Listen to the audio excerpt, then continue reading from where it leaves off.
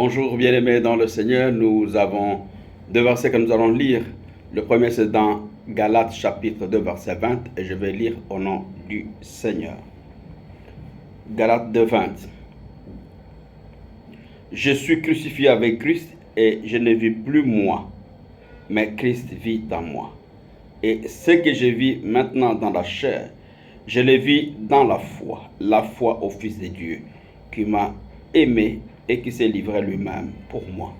Et le deuxième verset, nous allons lire dans 1 Timothée chapitre 1 verset 13. 1 Timothée 1, 13, je vais lire au nom du Seigneur. Moi qui auparavant étais un blasphémateur et un persécuteur. Nous lisons, un persécuteur et un outragé, mais miséricorde m'a été faite parce que j'ai agi dans l'ignorance, dans l'incrédulité. Bien-aimés dans le Seigneur, nous avons intitulé le message d'aujourd'hui, ma vie a-t-elle un sens? Que vais-je faire de ma vie? Cette question-là. Ou qu'ai-je donc fait de ma vie? Les réponses sont nombreuses. La foi, bien-aimé, la guerre, la charité, la révolte, bien-aimé, l'ambition, le pouvoir, le travail, la paresse, l'argent, le savoir, la curiosité, bien-aimé, le sexe, les amours ou l'amour, l'art, le sport, la philosophie, la poésie, bien-aimé, les voyages, la gourmandise, l'alcool, les drogues, plus ou moins dur, le plaisir, le bonheur et toute une foule d'autres pistes bien-aimées qui mènent jusqu'au sommet, jusqu'aux abîmes, bien-aimés, jusqu'à la gloire ou au suicide. Et souvent, à rien de tout. À rien du tout. Ce constat bien-aimé du philosophe Jean d'Ormesson a été confirmé par bien d'autres.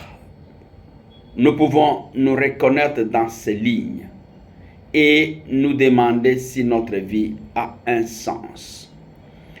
Comment orienter ma vie? Comment orienter ta vie?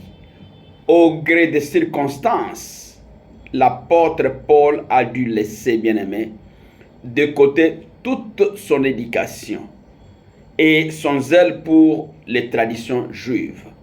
Dieu a balayé tout cela d'une façon spectaculaire, bien-aimé, lorsque Jésus lui est apparu sur le chemin de Damas, comme on le voit toujours dans Acte 9.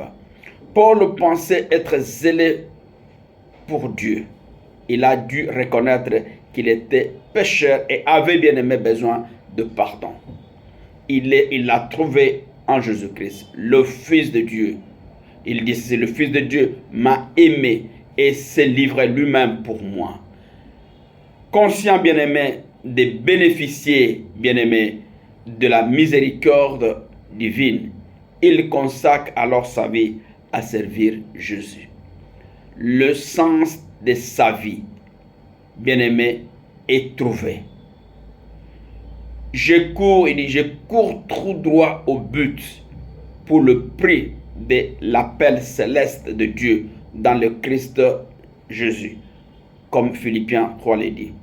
Il invite tous les chrétiens, toi et moi, à être ses imitateurs. Le sens de ma vie, le sens de ta vie, est-il conforme à la pensée de Dieu? Cette question que nous pouvons tous nous poser. Sinon, où me conduit-il? Bon dimanche à chacun, que le Seigneur vous bénisse.